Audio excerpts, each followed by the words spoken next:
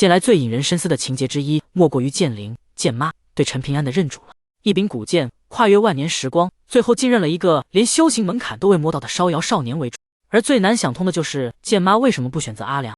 阿良早已名動天下，劍道登峰造極，卻完全不在劍媽的考慮範圍內，為何？一個是父母雙亡，生計艱難的泥平巷燒窯孤兒陳平安，另一個是劍斬尾白玉京，戰力冠絕一州的13境巔峰劍修阿良。劍媽為何做出了這個看似不合常理卻意味深長的選擇？這背後隱藏着劍來世界最深層的價值邏輯與精神內容。第一章，使命的本質，尋找丹山者而非持劍者。要理解劍靈的選擇，首先必須洞察這柄古劍所承載的使命本質。這絕非一柄普通的劍，它是一柄凝聚着人族氣運，肩負着鎮壓、守護與最終修復人族命運長城重任的聖器。它穿越萬年時光，尋找的從來不是一個最強的劍客，而是一個願意並且能夠扛起如山重任的丹山者。這種本質區別決定了劍靈的選擇標準，並非世俗所見的武力強弱，而是心靈特質與使命契合度。阿良的不契合，並非源於他的弱小，恰恰相反，正是源於他的強大與完整。阿良的劍道是自由不羁、遊戲人間的，他仗劍天涯，快意恩仇，如一陣自由的風，不受束縛，不拘一格。這種性格特質與劍靈所需的品質形成了本質上的張力。劍靈需要的是極度的耐心，近乎永恆的堅守與沉重的責任感，需要的是能夠靜下心來，用漫長歲月一磚一瓦去修補人族氣運長城的工匠精神。阿良的人生軌跡早已定型，他是一位頂天立地的守護者，在關鍵時刻總能挺身而出，守護天下蒼生。但他並非那個能將自己全部生命投入細緻、漫長、近乎枯燥的修復工作中的人。他的劍太快、太利，適合斬破黑暗，卻不適合細緻修。他的心太自由、太不羈，適合仗劍天涯，卻不適合固守一地。這種本質上的不契合，使得阿良縱然劍道通天，也非劍靈所需之人。反觀陳平安，他的契合點恰恰隱藏在他看似卑微的外表之下。從最底層掙扎求生的經歷，塑造了陳平安獨特的生命質地。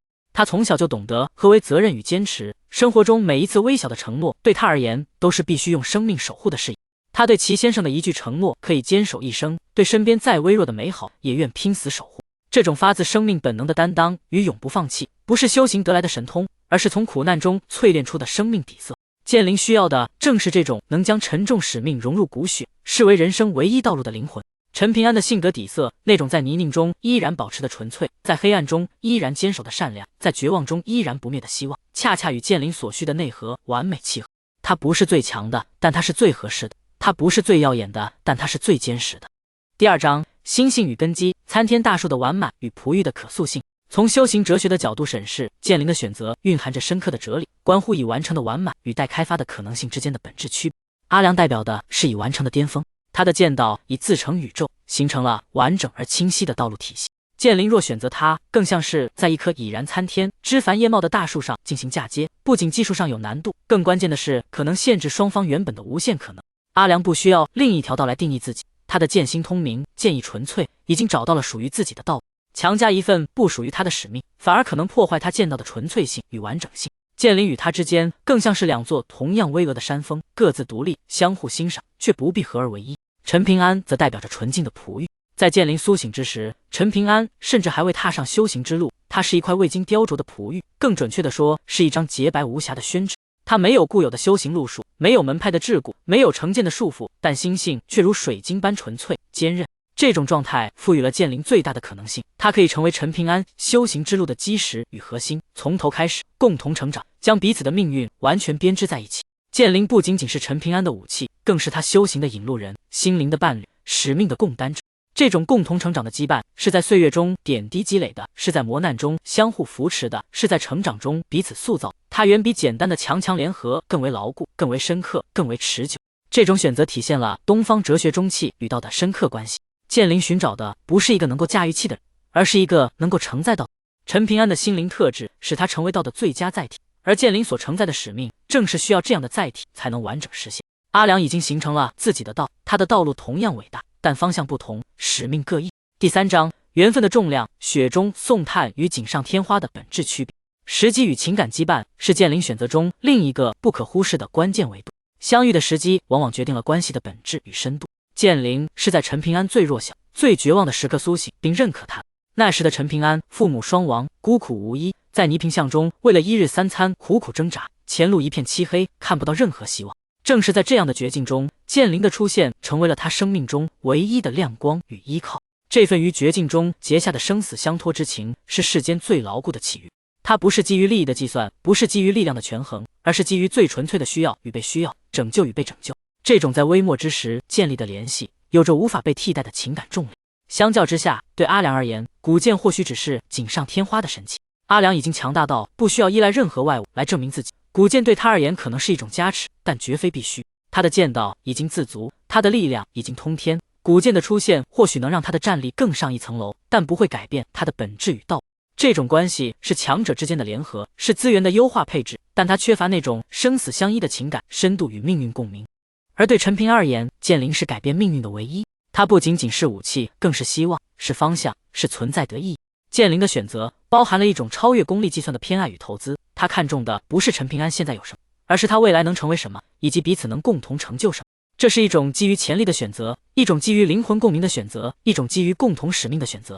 劍靈在陳平安最需要的时候出現，這種雪中送炭遠比錦上添花更能建立深厚的情感紐帶。第4章，世界的答案，精神傳承的深刻隱喻。劍靈的選擇最終指向劍來世界最核心的價值觀。真正的傳承傳遞的不是力量本身，而是精神與責任。力量會消散，技巧會過時，唯有精神能夠穿越時空，永恆不滅。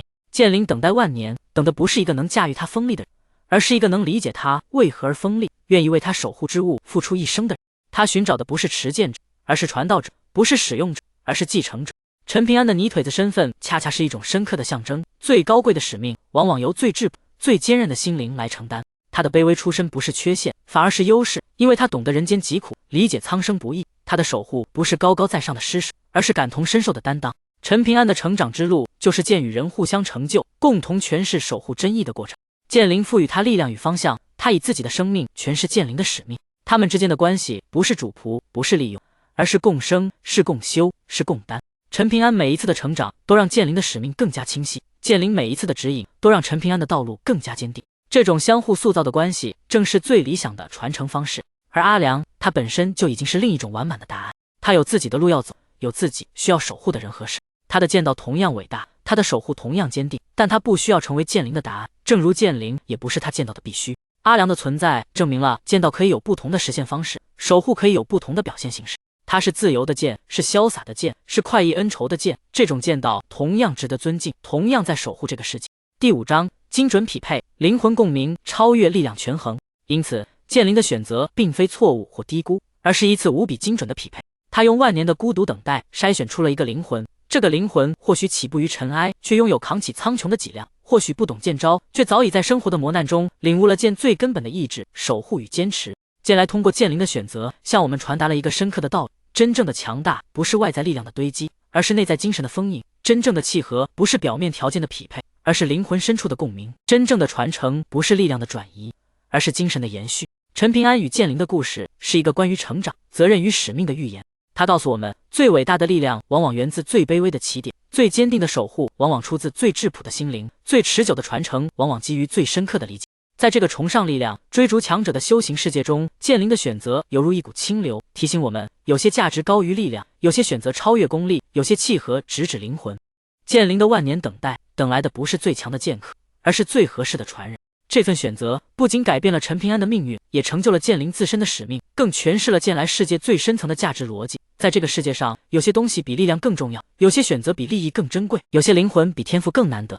而這正是劍來超越一般仙俠作品的深刻之處，也是劍靈擇主這一情節給予我們最寶貴的思考。